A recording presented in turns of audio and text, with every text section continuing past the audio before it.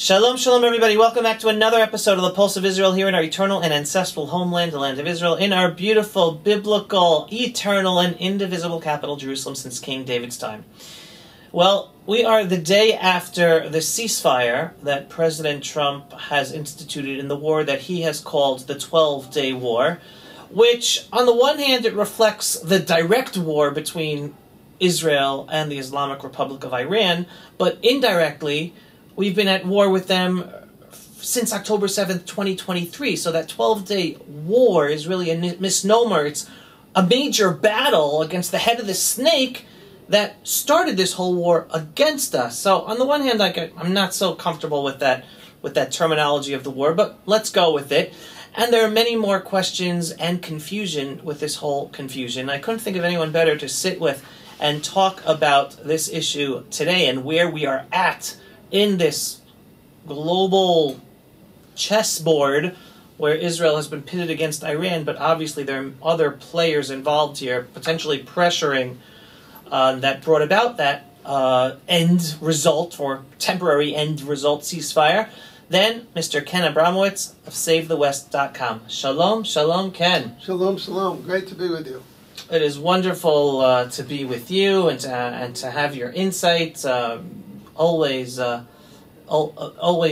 respectful of the global insight you have in terms of geopolitics, Middle East, Israel, and America. Really fascinating. So perfect time to hear. What do you have to say about this ceasefire that I've already made a program and been speaking and writing about how confusing it is and how upsetting it was to hear Trump cursing us out and saying that we don't know what we're doing. At the same time, he's praising us, and then stopping us from fighting when we could finally get rid of this Islamic Republic of Iran to stop being a menace to the whole world. What do you have to say, Ken? Well, I was very disappointed with the ceasefire. Bear in mind, when you're a president or any chief executive of any organization, you're balancing off your interests, short-term and long-term. So this is an example of America first today. I'm a proponent or fan of America first long term, because I look at life from the point of view of a father, a grandfather, hopefully a great-grandfather, hopefully a great-great-great-grandfather. Please God. So I'm looking 100 years in the future on behalf of, or more. But politicians being politicians, even though they have families, when push comes to shove, they can be very short-term oriented. So Trump was going to a NATO meeting, and he decided that he wants to declare victory and go to the NATO meeting as a hero of the West.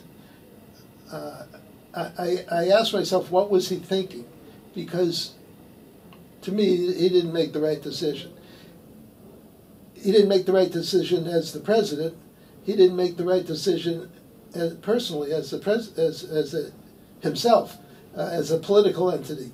You said something to me before we started recording, so even more extreme. You said you think this is his biggest mistake, political mistake. Well, it's his biggest national security mistake.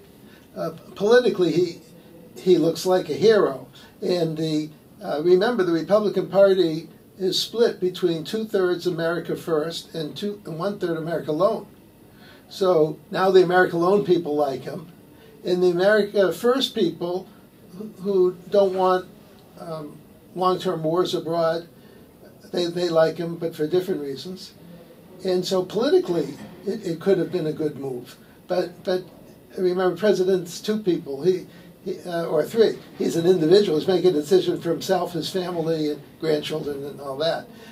He's also a political entity, obviously, but he also represents the long-term interests of America as a country. So when you have an enemy this evil, which I put in a special category among all countries of a Islamo-Nazi death cult, when you have them on their backs and Israel's pounding them. Remember, Israel did 95% of the work. Right. America just showed up for one day and did the most important work, but Israel's doing the day-to-day work. Israel did the work of almost destroying Hamas, almost destroying Hezbollah, almost destroying the Houthis, almost destroying Iran. And in the top of the ninth inning, as we say in America, he comes in and says, it's time to stop the ball game. I thought was a bad message to the bad guys. And bad guys look for signs of weakness, and then Iran can declare a victory. Which they did. Yeah, it's the same dilemma Israel has with all of its wars.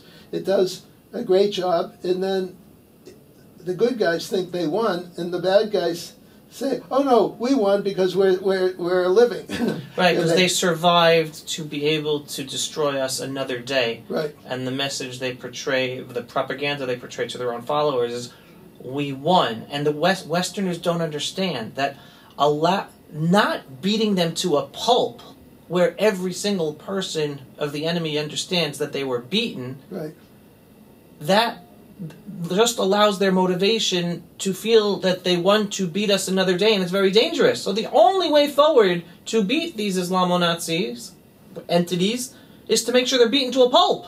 Yes, and then set the ground rules. Right. Afterwards. So, for example, you don't create a ceasefire with 1 day of negotiations.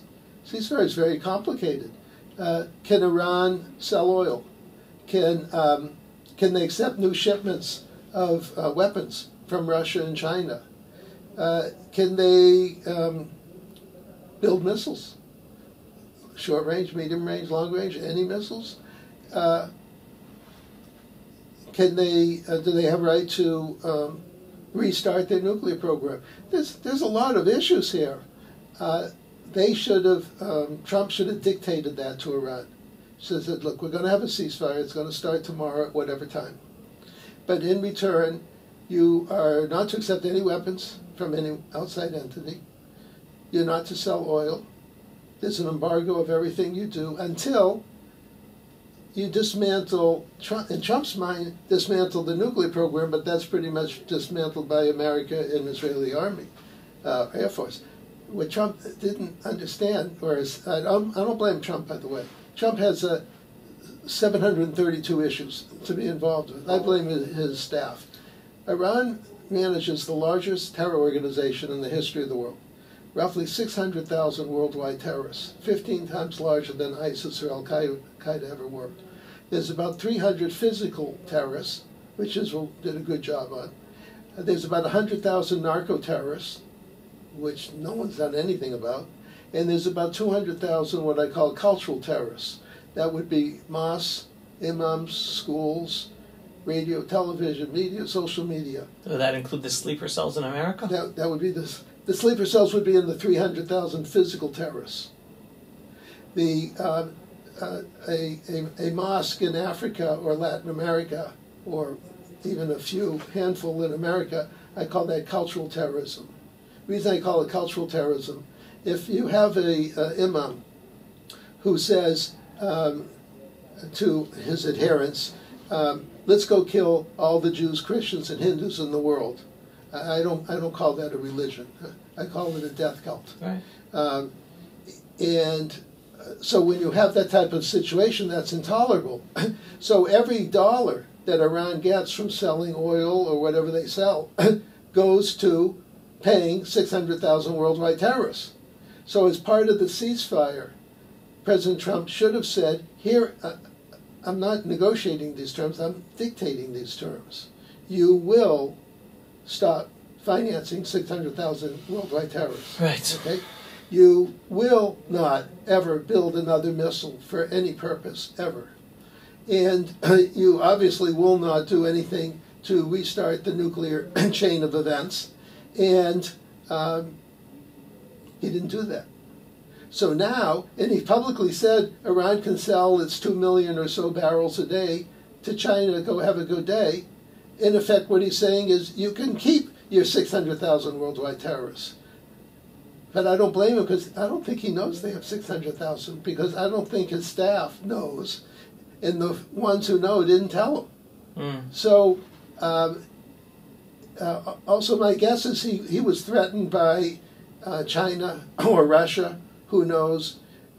Maybe Qatar could have easily pressured him.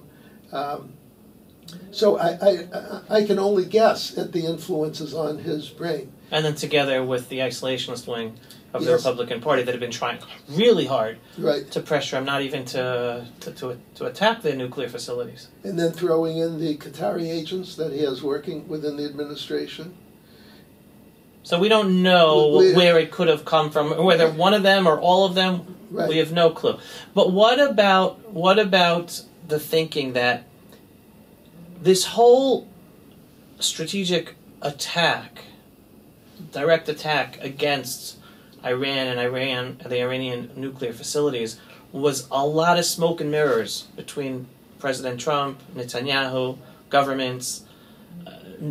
No one knew it was coming, and there were so many statements made by President Trump himself and the administration, which basically made everyone think like it's not happening.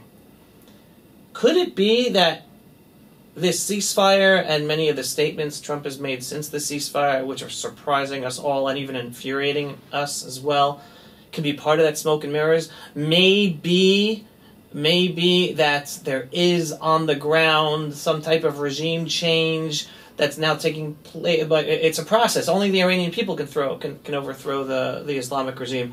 Maybe Mossad's working right now to make that happen on the ground, and something's going to take time. And the reason Israel didn't take out the oil is because there is the desire that the oil refineries remain, so that Iran under a different regime can then be a global player together with the West.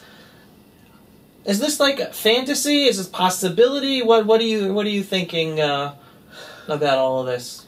Well, Trump is obviously very unpredictable, and sometimes he's predictably unpredictable. Sometimes he wants to be unpredictable, and sometimes he makes mistakes, and you don't know whether it is a mistake, or he wanted to make a mistake, or create the illusion that he was making a mistake. So I don't like to underestimate Trump, right? He got 77 million votes, and I got none. So he's doing something right. So we only know in retrospect, does he know what he's doing or not? But when he made the statement, that was shocking, that Israel and Iran don't know, to paraphrase, what the hell they're doing. I said to myself, wait a minute, Israel and Iran know exactly what they're doing.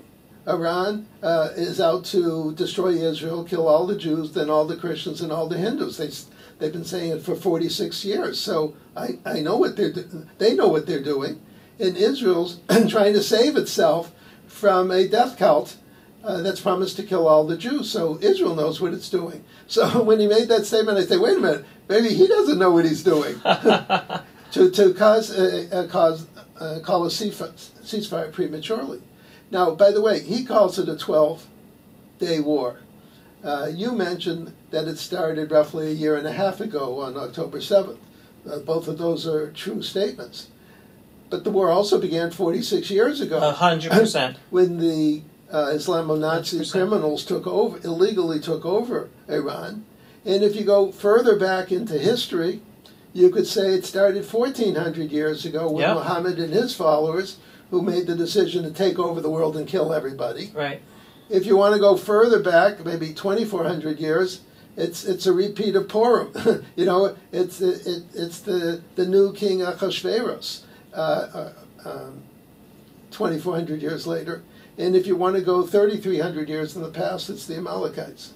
So to just call this a 12-day war implies that you don't understand all the thousands of years that went into getting these two countries where they are today. Fabulous point. Fabulous point. So, where do you see things going from here? Well, if this were a play on Broadway, this would be the end of the first act, and everyone's going to intermission, looking for their soda and popcorn. And so the question is, when does the play resume? Well, in Broadway, it resumes roughly 20 minutes later. so it could be 20 minutes from now. You don't know. But what you do know is that Iran has called up the Russians to say, ship me all the S-400s or whatever you can ship me. They've called up China and said, ship me whatever you can ship me. And you know they're rebuilding whatever they can rebuild. I mean, it's just like Hamas. You turn your head for a day and they're rebuilding. You know, it's like grass. I mean, that's what it does. So they're preparing for the next day. And I didn't see any protocols from the ceasefire as to what restraints there are on Iran. What they should have done is a ceasefire sort of like what Israel agreed to in Lebanon, where there is a ceasefire, but Israel can enforce it. Well, Israeli officials have said that exact thing, that yes, this is going to be just like in Lebanon, we're going to enforce it. But I want to hear President Trump say that. Well, did he say that when it came to Lebanon? No. No, but no, Israel, the biggest... Israel right. enforced it right away. So Israel enforced the Lebanon right away because Lebanon shot. As soon as the ceasefire with Lebanon happened, Hezbollah shot into Israel, and then Israel went back and shot like a massive retaliation, letting them know rules have changed. Don't you dare think you can get away with this. We're the new sheriff in town.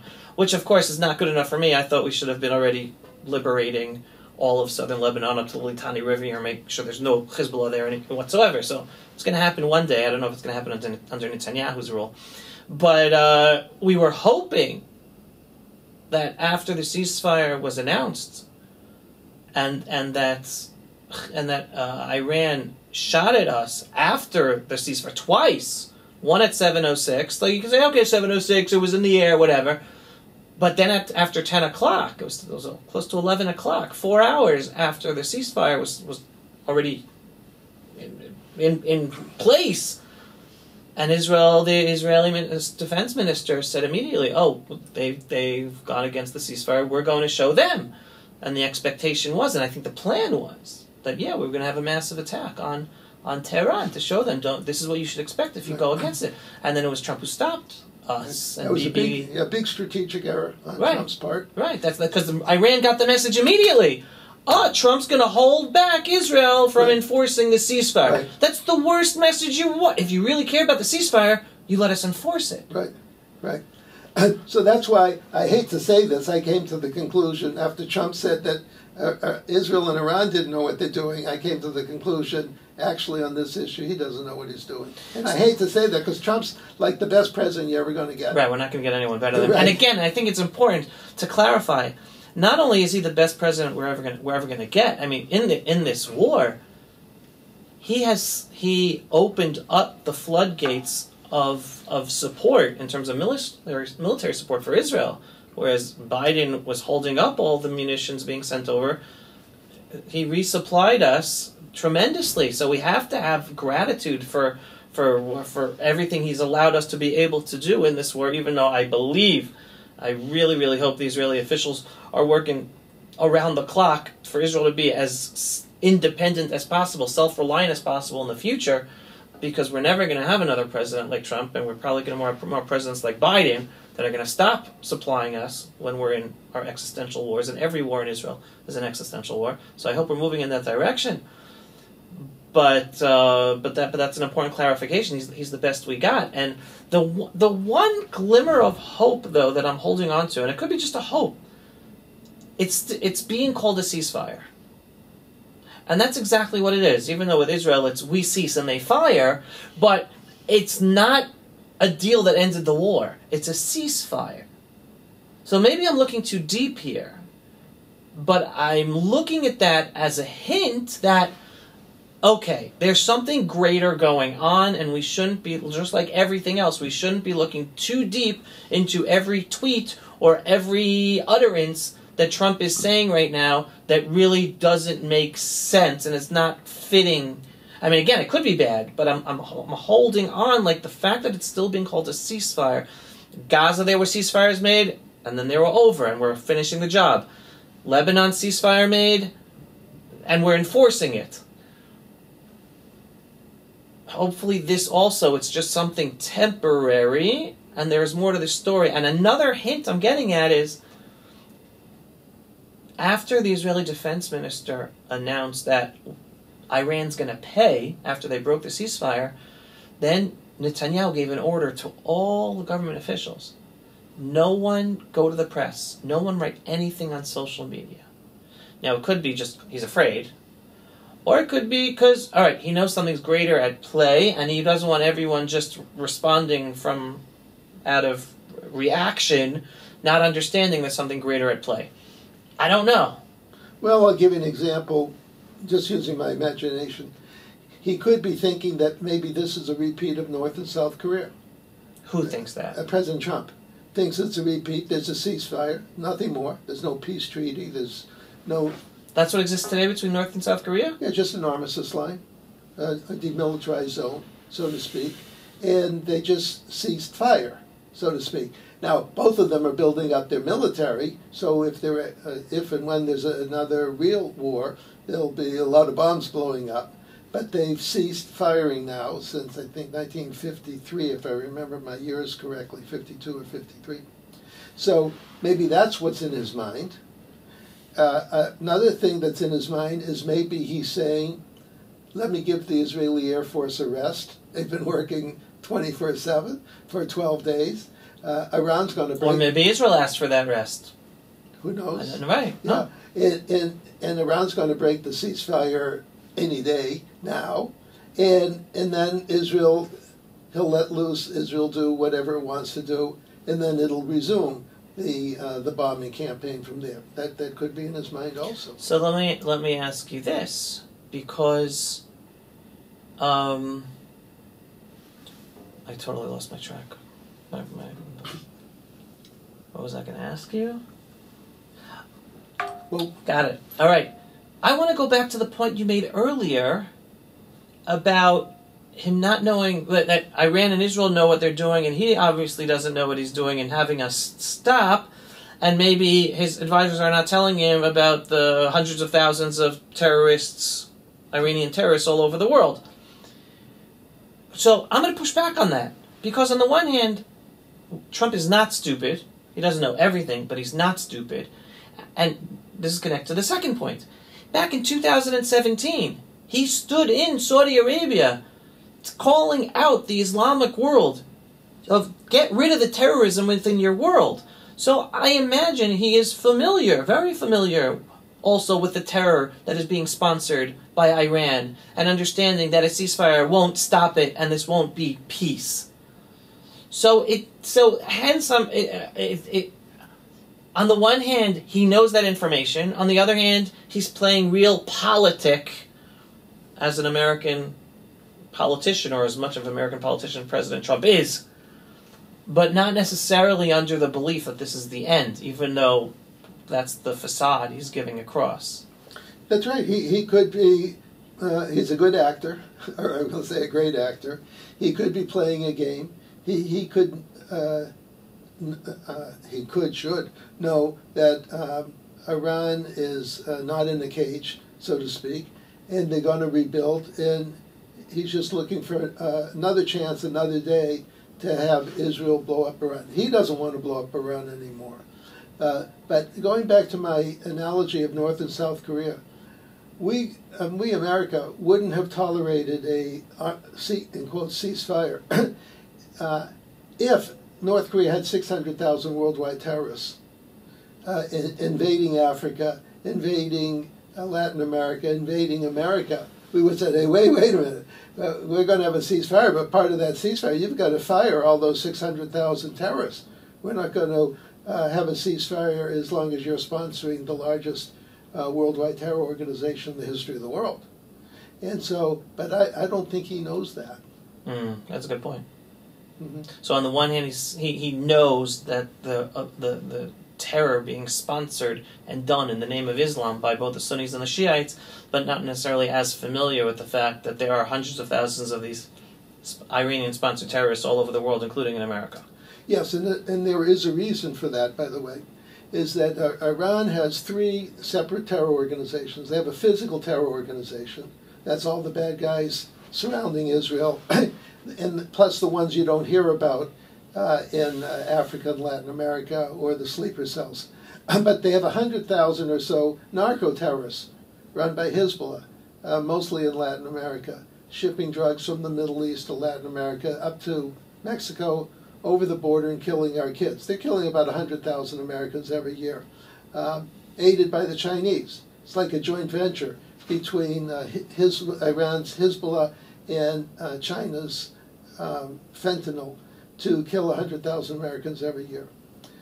But there's another 200,000 cultural terrorists that, do you know what organization in America is theoretically responsible for monitoring the 200,000 cultural terrorists? No. No, because you don't know, because it doesn't exist. In other words, there's no agency in America who looks at the 200,000 cultural They're all terrorists. free agents.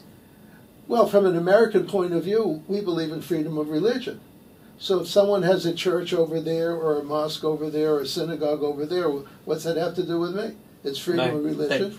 Okay, but if your religion is a death cult, and you come to hear the sermon of the day, and the imam says, "We're all great Muslims. Let's go see how many Jews, Christians, and Hindus we can kill." I don't, as I said, I don't consider that a religion.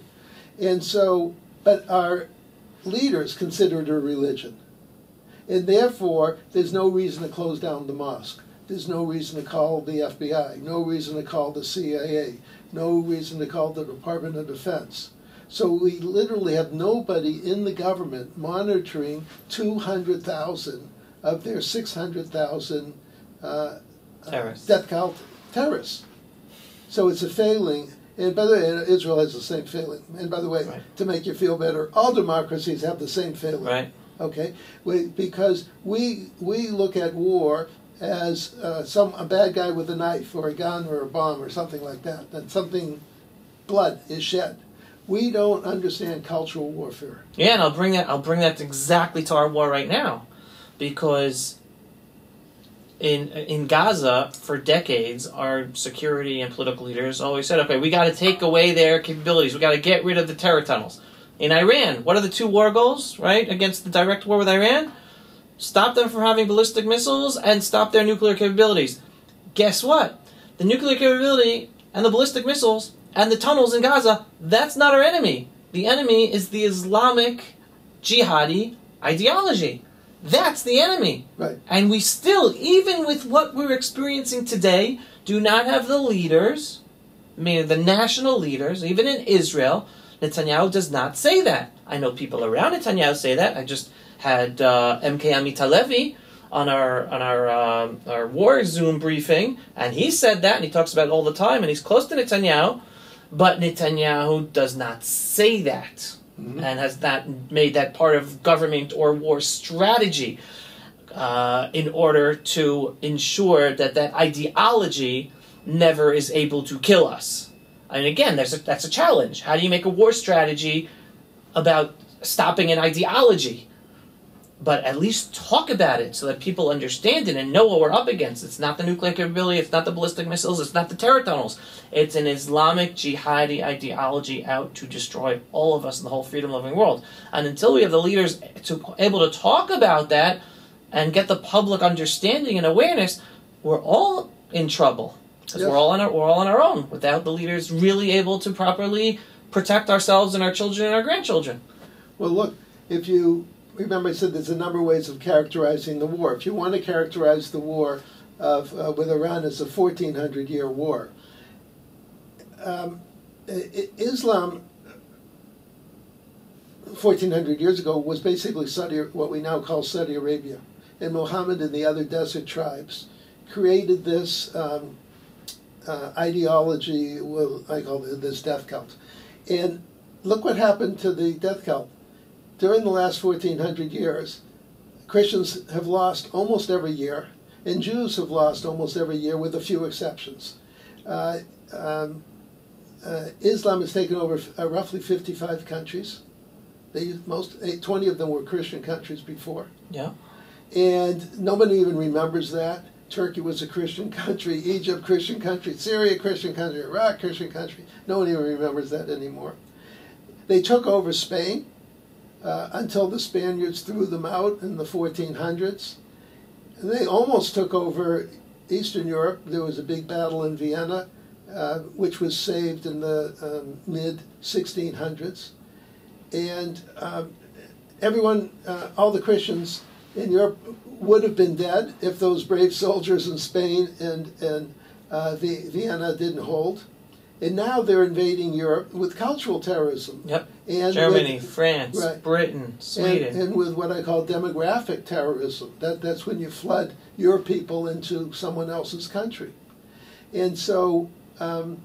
America, Canada, New Zealand, Australia, all of them. Yeah. So from the Muslim point of view, they've been winning for 1,400 years. Yep, and they're patient. They don't care about the strategic... they don't care about the tactic losses, because their strategy is in eternal, and they know they're winning. Right. And so they know how to fight a cultural war to undermine Judaism and Christianity. We don't know how to fight a cultural war to undermine them. Right. I always say we're in a war where only one side knows it's fighting. That's the Muslims. The Muslims know they're fighting a war. Even the peaceful Muslim who belongs to the mosque in New York City or Dearborn or Florida or Los Angeles or Toronto that preaches about Muslims taking over the world and taking over America, they know they're fighting a war. It's us Jews and Christians and other non-Muslims. We have no clue that we're at war. Right. Right. So let me touch upon regime change, okay? Because another thing we've been talking about, even though, again, it has not been placed as a goal of the war, because Israel is... You can't bring about regime change unless you have the troops to take over a country and therefore destroy the first regime so the new regime comes out. We're not in that position. Even if we wanted it to happen, we're not in that position. This was an airborne war, taking out as many individuals, facilities, terror outlets, defense facilities, nuclear facilities that we're able to. We can't put it as a goal of the war for regime change. But obviously we know that the only way forward for the safety of the human race is that the Islamic regime of Iran is gone and is replaced by something else in Iran. Do you think that can happen? Yes. There's different forms of regime change. President Trump has publicly said, I don't like regime change. We're not good at it. And it's expensive. And it requires soldiers and money and all those things. Because he's looking at Iraq, Afghanistan, and Libya. And all the other CIA color revolutions over the years. Yeah. But I'm looking at Soviet Union. So in 1982, President Reagan signed a secret executive order. It's not secret anymore. It wasn't. Oh, and America was trying to do a regime change in Israel to get rid of Netanyahu all these years, the Obama administrations, the Biden administrations. Yes, and they publicly admitted that. By the way, 193 countries in the world, the Biden administration only called for regime change of one country. And that was the only one country capable of saving the world. They wanted regime change in that world because they were evil. They were... Just to make clear for everyone what country you're referring to. Yeah, America during the Biden years was taken over by a criminal organization. I hate to say that. And America became a force of evil, not a force of good. Until we, the people, saved America on November 5th and elected Trump. So now America's a normal country. Right. And when you were talking about that one country they wanted regime change, you're referring to Israel. To Israel, right. Right, because they knew that Israel was the source of good. They, the Biden administration, was a source of evil. They correctly understood why they wanted to get rid of Israel. And fortunately didn't succeed. But when I look at Soviet Union 1982 and 84, President Reagan signed 2 executive orders calling for regime change in the Soviet Union. In 1989, the Soviet Union fell. Right. We didn't have boots on the ground. Right. We didn't blow anything up. But when you have a population that hates the government, you just have to blow, so to speak. You blow hard enough and the regime falls. See what I mean? Yeah, we had Radio Free Europe. We were educating people in Russia as if they didn't know what kind of government they had and how things could be better. So I think in Iran, where you have 80% of the people hating the government. I think it's more analogous to the Soviet Union regime change. I'm not calling for an Iraq, Libya, Afghanistan regime change. Right. You're not talking about a CIA color revolution. You're talking about just allowing the whatever assistance the internal players to be able to bring that about themselves. Now, another thing about Iran, it's a huge country, 75 times larger than Israel. A lot of minorities. And a lot of minorities who are persecuted, who are all waiting to just have independence.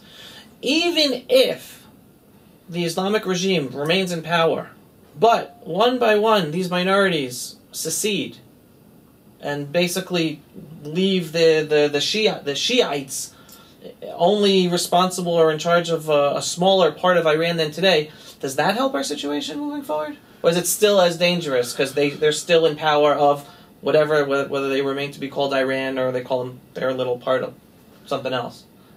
Yeah, Iran has... because they're still, again, I'm interjecting because I heard that still 40% of the population is Shia. So even though we talk about the whole large of the population that's against the government and different minorities, persecuted minorities secede, they still have a large percent of the population to continue to have power in one shape or form. Yes, I've thought to myself that since Persians are roughly half the country, maybe we could split off the other half into 5 different states. But then people tell me that Iranians are loyal to Iran, and they don't want to see their country carved up. Even the persecuted minorities. Well, that's what I heard or read. I can't tell you. I didn't do a survey Right. on that. Yeah. So just hearing that, my national security friends say it wouldn't be so popular in Iran to saying, here we come to save the day, and you minorities, the 50%, you have your own states, and the Persians will have their own state. That's not a way to endear yourself to the population overall. That's what they say. Got it. But plus, it wouldn't solve the problem. If Iran's a death cult in whatever size of territory they're in. Right. That was what I was asking. And they have oil and natural gas, and a lot of oil and a lot of natural gas. So they have the resources to fund a worldwide terror organization. So even if you cut the country in half, they're still going to finance 600,000 worldwide terrorists. Right. See, and it won't solve that problem. This is a Hitler-type situation. Okay, there was no negotiating with Hitler, and he had to be removed. That's all. And there's no non-military solution to this problem. But if Israel just kept bombing and bombing for another 2 weeks, it could have so destabilized the state that the people could have risen up, or it could have been the Revolutionary Guards who would get there before the people get there, and there'd be like a military coup, and they would take over. But the key point here is America has to say to Iran, if you want to be part of the family of nations, if you want to trade with anybody, if you want to have embassies around the world, if you want to have mosques around the world, you have to stop your financing of 600,000 worldwide terrorists. Because otherwise, whatever we give you in terms of sanctions relief or sales of oil, whatever we do, it's just going to go and finance more terrorism. And the game's over. We're not playing this game anymore. Right. So I think that's the way to handle Iran. For our other 2 enemies, Russia and China, there, I think we should continue doing what President Reagan did. Again, undermining their culture, undermining their society, the equivalent of Radio-Free Europe for Russia, the equivalent of Radio-Free China, and maybe support the minorities. Russia's full of minorities. China's full of minorities. Why is China occupying Tibet? Who gave them that right? Why did they take over Hong Kong illegally, roughly in 2020? We didn't do anything about it. So we could be supporting the minorities in all of those areas. But when Russia has 6,000 nuclear weapons and China has roughly 1,000, there's no military solution for China and Russia. But we can undermine them in every way all the time. Right. But in Iran, where they theoretically have no nuclear weapons, although now we hear stories that they have some 60% enriched uranium, which can be used for dirty bombs and whatnot. We have to make sure that that's destroyed, or if it's too dangerous to destroy it, if we have to be in control of it. Right. And so military solutions required in Iran, but not boots on the ground. Right. And for sure, no boots on the ground for China and Russia. Right. But I think we should be in favor of regime change, though all those three countries are evil. And we can do it privately, we can do it publicly. We can say those three countries are evil, and we don't want those governments to survive. They're bad for America, and they're bad for their own countries. Right. Now, there's many other regime change candidates. Yahoo. So there's 193 countries in the world, and roughly 7 or 8 have moved their embassy to Jerusalem, and another handful have said that they're going to move their embassy to Jerusalem. So let's just pretend that it's 13 because it makes the arithmetic works. Okay. So 193 minus 13 is 180. So I'm calling for regime change in all the 180. Every single country in the world that is not planning on moving its embassy to Israel needs a regime change. Yes. Where do you get to that, Ken? Where does that come from? Because Israel's the only country where diplomatic rules are not abided by. In other words, every single country says, oh, my embassy is in wherever, and everyone else says, if your embassy's in your capital, then our embassy to you is going to be in your capital. Everyone. Only Israel, to 180 countries, say, I don't care where your capital is. I don't care that you've been there for 3,000 years. I don't care that Abraham's been living there 3,800 years. I don't care that my country's only 400 years old or 1,000 years old. For 250 years old. Yeah, right. Right. That's right. Right. I don't care. I'm not moving my embassy to your capital. That's anti-Semitism by definition. So 180 countries are systemically anti-Semitic. Now you could say, well, does that mean there should be regime change? Well, remember, Judaism's the foundation of civilization. Right. So they're making a bigger statement than you think. What they're saying is, I do not recognize Judeo-Christian culture. I do not recognize the Torah, the New Testament. Morality, the 10 Commandments. Forget about 613 commandments. I don't remember the 10 big ones that are like no-brainers. And I want to stay uncivilized, barbarian, death cults, or as I affectionately call them, pagans. So if 180 countries are run by pagans, I want regime change in 180 countries. Wow, that is that is.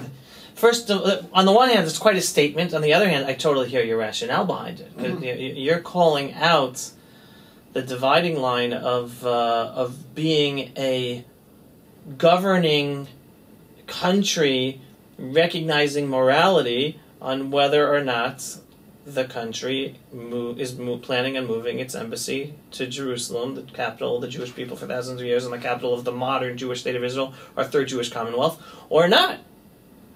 That's fascinating. And now you can see why all these countries are unethical and immoral. It's not just on this. Starts with this. Starts with this. Doesn't stop with this.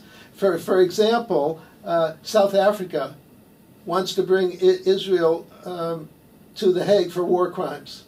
South Africa, it's 90% black and they're killing their whites. They're committing war crimes every day. Right. They're not respecting their minority rights. Right. But because Iran or Qatar, whoever paid the money, they're taking Israel to the International Criminal Court, which is also a criminal organization. Right. Okay, so or you have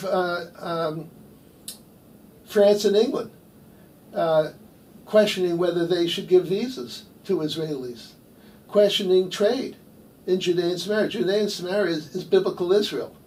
What you're saying is, I don't recognize the Bible. I don't recognize the Torah. I don't recognize Jewish rights, even though Jews are called Jews because they came from Judea. You know, right. It's not like it's a far stretch to imagine Jews in Judea and Samaria in historical times.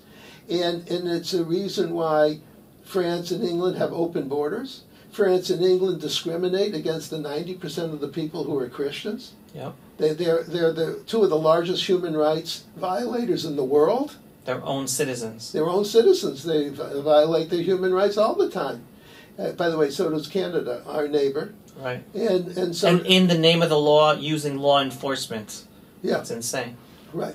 And so you can see that this little fault of theirs that I found in them, that they didn't move their embassy. It's symbolic. There's another 100 grave faults that they make. Wow. So also England and France have nuclear weapons. America cannot stand by and watch France and England self-destruct. It's time for America. Well, it's even worse. France and England are about to be taken over by the Muslim population. Mm-hmm. So here we're talking about stopping Iran from becoming a nuclear power under the Islamic regime. There's going to be an Islamic regime in France and England with nuclear powers. Right. But it can be fixed in 5 minutes. By the way, you're talking about regime change. Yeah, that's right. I have a rule that everything can be fixed in 5 minutes, but not if I'm me and you're you. If President Trump understood the issue and created a strategy. All he has to do to go to France and England, you will not become Muslim countries. You will deport any death cult members that you have. Anyone supporting Hamas, Hezbollah, Iran, any of those death cults, you will start deporting them. You will close your borders, like starting now. Right. By the way, America has to do the same thing. America did close its borders. Now we have to deport our death cult members. Right. So what Trump should say to them is, look, we're deporting our death cult members. Which America's not doing yet. Which not doing yet. No. It's very difficult to go to France and England and say, you're going to deport... America's not doing it. Yeah, but I'm not going to do it for America. So America has to do it for itself. We're deporting roughly 50,000 people a month. The plan is to deport 100,000 a month. But that's not necessarily death cult members. No. It's people that came illegally over who came illegally over the southern border. That's right. I want some imam in Michigan or wherever who says, let's kill all the Jews and Christians. Out. Every single imam. Now, he didn't kill anybody in that example. There's no blood. But I call that cultural warfare. We've got to learn how to... Stop calling it freedom of religion. That's the problem America has. They call it freedom of religion. He could say whatever he wants to say because he's an imam. Right. Wait, so I have a little joke about that. Can you imagine going to synagogue on Shabbat and the rabbi says, oh, it's great to see all these great Jews here together. We follow all the 613 laws. It's just a marvel to see. And by the way, after Shabbat, if you see someone who's not as religious as we are, or not Jewish like we are, just kill them. Right. Okay, that rabbi would be in jail like 1 minute after Shabbat, right? And they might not even wait. The members would be the ones calling the police on him. Yeah, right. They'd say, I have to save a life. This rabbi wants us to kill people. It's Shabbat. I don't care. Come and take this rabbi away. Right, rightly so. So Jews and Christians would not accept death cult rabbis and priests. Right. Okay, why should we accept imams? Right. So we need regime change in England and France. We need regime change in South Africa. We need regime change in Nigeria. In Nigeria, there's roughly 220 million people, half Christian, half Muslims. The Muslims in the north are killing 5,000 Christians a year. Now, you could say, well, who cares? They're over there, and I don't have any relatives over there. But if the trend continues, Africa's 1.5 billion people. The Muslims are going to kill 750 million Christians. Right, and forcibly convert the others so they don't kill. And this is what they've done in the other North African countries over the decades. Right. It's not like a new thing. And then when the death cults kill or convert the Christians, you think they're going to say, oh, we took over Africa, we're happy? No. They're never happy. They did it in the Middle East. They did it in North Africa. They're trying to do it all of Africa. Right. And then they'll do this plague the same in Latin America. So the Western world has to make its final stand right now. Right. The 1,400 years that we've been losing with Islamism or with death cults has to stop. We have to say, that's it. We're not playing this game anymore. Right. We're not playing this game with death cults. We're going to defeat the death cults. We're not going to succumb to the death cults. Right. And so we just have to go country by country. If you're not going to stand up, we're going to get rid of you, or help, not boots on the ground. We're not dropping bombs in England and France. But we can publicly say we're going to undermine your government. You're a human rights violator. You're violating the rights of the 90% of the people who are Christians. We're not going to tolerate this anymore. And so you can So, by the way, if I were president, I'd run out of time for 180 countries. I'm just speaking intellectually. Right. 180 countries deserve to be regime changed. By the way, the United Nations is a criminal organization. Oh, yeah, it has to be shut down yesterday. The Secretary General's providing material support for terrorism. I would insist on Guterres resigning. And that would be part of regime change. Based on that, do you think it is correct that Israel still sends an ambassador to the United Nations? Or are we supposed to be the ones to call it out? You're a criminal organization. We're not going to take part in this game anymore. And not send our ambassador to the United Nations anymore. Bear in mind, Trump has the unique abilities, the unique powers as America. It's hard for little Israel to have any impact. But Trump could say to the UN, again, I'm not playing this game. You became a criminal organization. The Secretary General's gone. I'm going to put in an American that I trust to run the United Nations and try to reform it with Americans in control. Right. I mean, we provide almost 25% of the money. Right. And then you have not-for-profit organizations. George Soros runs a not-for-profit or tax-exempt organization, but he provides material support for terrorism, cultural terrorism. Okay? Immediately lose his tax-exempt status. Our universities have been taken over by these cultural terrorists. Again, we need regime change in every major university that we have. Right. And the professors, many of them are what I call reds, greens, and blues, the communists, Islamists, and globalists for each of those color codes. So there's a lot we can do, but only President Trump can do it. Right. And President Trump is only one human being. Right. He has hundreds of different issues. He has different constituents, and it's even hard for him to do all of this. Right. So a lot of this is speaking just intellectually together, as in a perfect world, what would we do? But in the world that we do live, France and England for sure need regime change. Nigeria, for sure, regime change. South Africa is an embarrassment to the world, regime change. So I would say there's, Iran is like the obvious one. And Russia and China, regime change, but on a lower level through cultural means, not boots on the ground. So the only country, none of these countries I mentioned need boots on the ground, but Iran does need bombers. Iran needs Israeli, since America doesn't want to play this game. All America has to do is supply the weapons, let Israel blow up the IRGC and the Basij and all the bad guys and their weapons, and hopefully that will create an environment for regime change. And I think if President Trump had waited 2 weeks, we could have had that type of a situation. So that's a grave missed opportunity. Right. Well, ending on the positive, right? Even though we're talking about the missed opportunity of not ending this direct war with Iran in a more final state to really bring the Islamic regime of Iran down to its knees and call for surrender, so they would not be a danger anymore. Looking at the perspective of things, which I like to do at the Pulse of Israel, it is still miraculous what we just accomplished. The tiny Jewish state of Israel. And again, we're tiny. We're smaller than the state of New Jersey. We just took on the biggest terrorist bully of the world. And even though it did not end as of now, hopefully things are going to be great, and we just don't know when, right? How things will develop and it'll be even greater. But even at this point in time, the fact that we've accomplished what we accomplished in Iran, where Israeli officials for decades, including the night they made the decision to finally launch the attacks on Iran, they feared the mass destruction the Iranian ballistic missiles would be bringing upon Israel, the mass casualties and deaths in the thousands that would have been brought upon us, the fear of potentially Israel losing that direct war with Iran. That didn't happen. Look where we are. We're looked at as a regional superpower. We took on the Islamic Republic of Iran, and we're still standing. Forget about the fact that we didn't totally accomplish to bring them to their knees. That's huge. Yeah, it's huge. It's biblical proportions. In a relatively modern history, October 7th was for Israel was the equivalent of Pearl Harbor for us in America.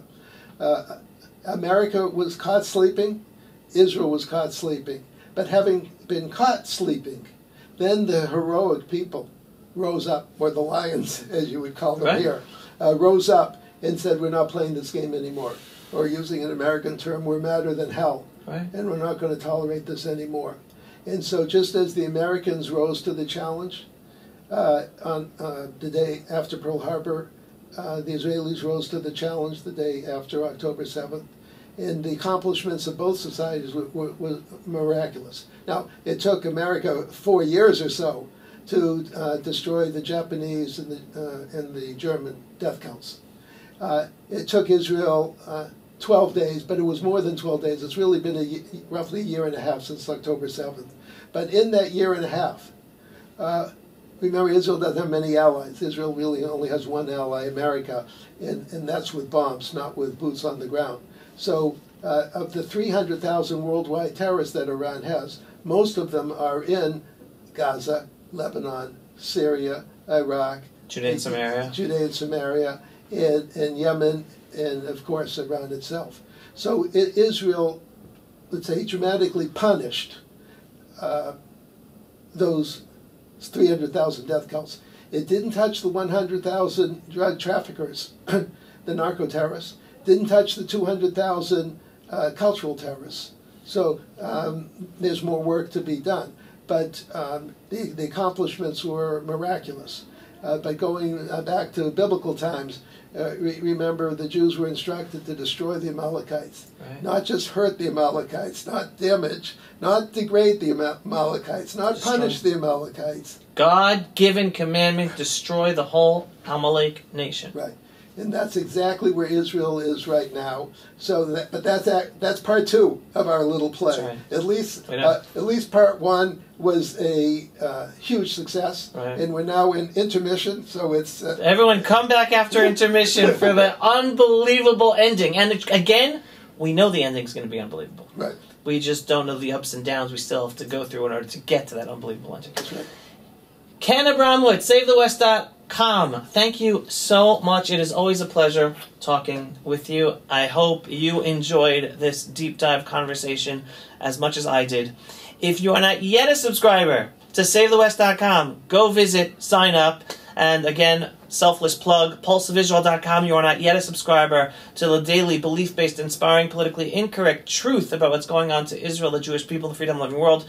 Just go visit pulseofisrael.com and click to subscribe. And yes, we are a donor-based operation. We do our work, and we want to do more work and get our videos seen by even more people thanks to your donations. So every once in a while, whether a big donation, small donation, go visit pulseofisrael.com and click on the donate button. Shalom, everyone, and thanks for watching. If you are not yet a subscriber to our daily, belief-based, inspiring, politically incorrect, truthful videos about Israel, the Jewish people, and the freedom-loving world, what are you waiting for? Go to pulseofisrael.com and click to subscribe today. And yes, we are a donor-based operation. We need your donations for support in order to make these videos and get our videos seen and do all the work we do. So every once in a while, whether a large donation or a small donation, just go to pulseofisrael.com and click on the donate button. Shalom, everyone, and thanks for watching. Pulse of Israel, frontline videos from the Holy Land. Support our work by donating today.